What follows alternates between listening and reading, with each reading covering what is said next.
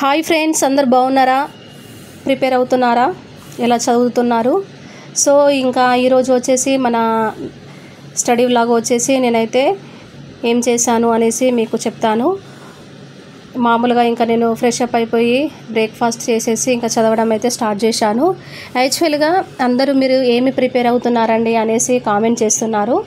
యాక్చువల్గా నేనైతే బీఈడీకి ప్రిపేర్ అవుతున్నాను, అంటే ఎంట్రన్స్కి. యాక్చువల్గా నేను టీచర్ జాబ్ అయితే 2 years నుండి చేస్తున్నాను, బట్ నాకైతే బీఈడీ సర్టిఫికేట్ లేదు. సో నేనైతే కంపల్సరీ నాకు ఇంకా బీఈడీ సర్టిఫికేట్ కావాలి కాబట్టి ఇంకా నేనైతే బీఈడీకి ప్రిపేర్ అవుదామనేసి నేను ఇంకా ప్రిపేర్ అవుతున్నాను.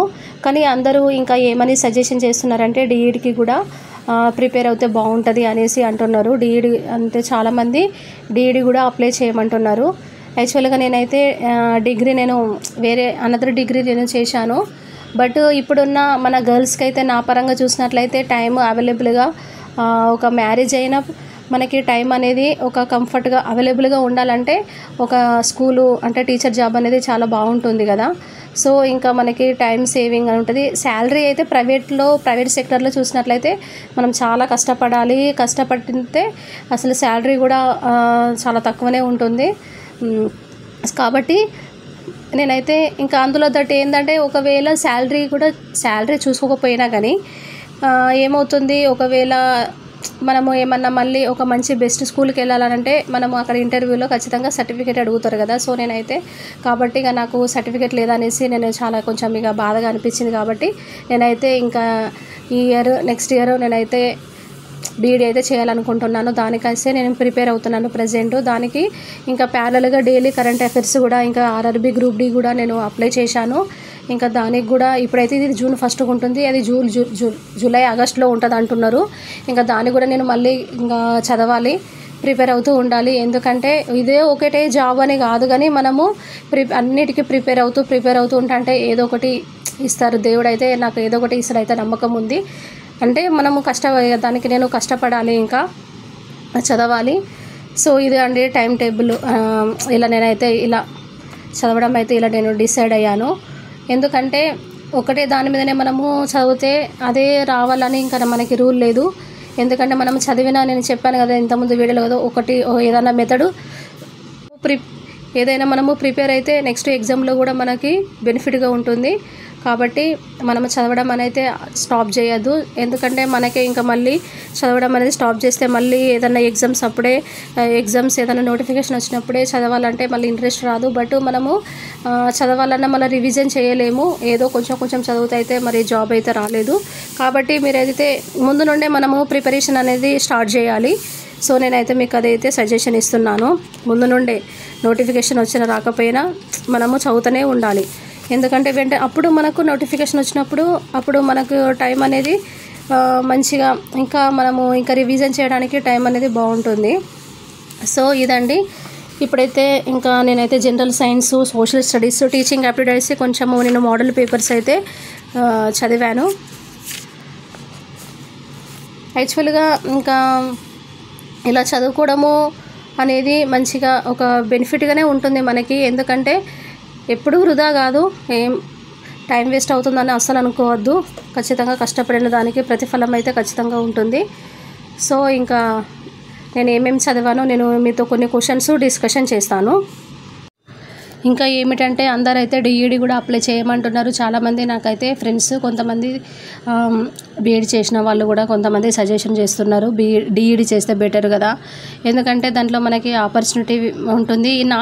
నాకు కూడా ఇటువంటి సమయంలో ఇంకా ప్రిపేర్ అవ్వడం అంటే మనకి ఏదైతే తొందరగా ఈజీగా వస్తుందో మనం చదువుకునే స్ట్రాటజీని బట్టి ఏదైతే మనకి ఈజీగా తొందరగా వస్తుందో దాంట్లో అదే ప్రిపేర్ అవ్వడము బెటరు.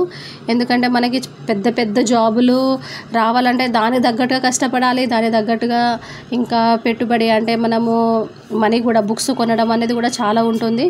కాబట్టి మనకు తోచినంత మనము తోచినంతలోనే ప్రిపేర్ అవ్వాలి. అంటే మనం ఏదైనా జాబుకు ప్రిపేర్ అవుతున్నామంటే అది ఖచ్చితంగా మనకు వచ్చి తీరాలి. కానీ అదొక చిన్న జాబ్ అయినా బట్ గవర్నమెంట్ జాబ్ అయితే ఉండాలి. ఇంకా నేనైతే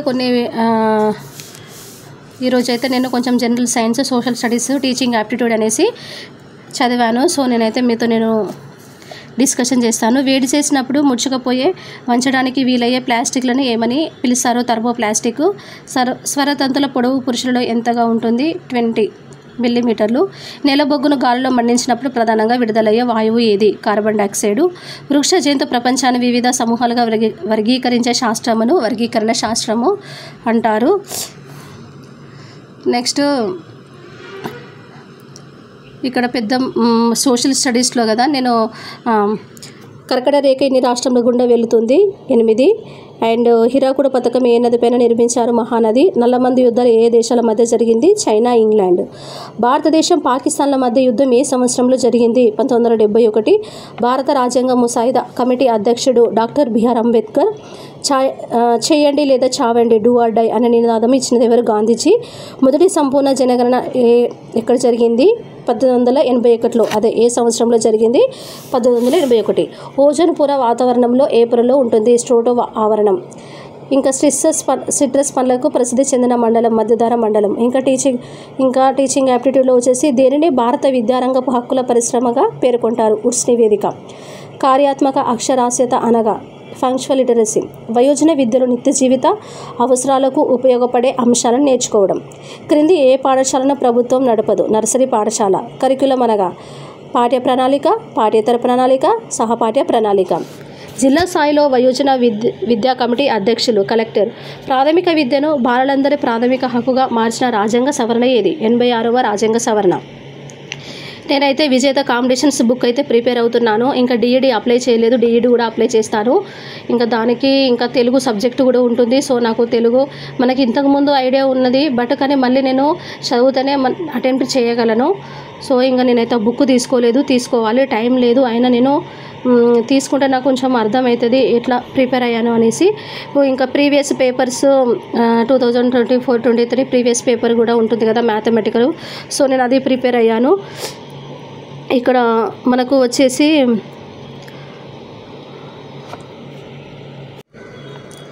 ఇంకా ఏఎక్స్ ప్లస్ బి ఒక శూన్య విలువ అంటే a x plus b equal 0, a x is equal to -b. మనం రైట్ సైడ్ తీసుకొని వస్తే -b/a వస్తుంది approximately. So a equal to 128, r equal to -1/2 గుణశ్రేణి యొక్క 3వ పదము. Formula an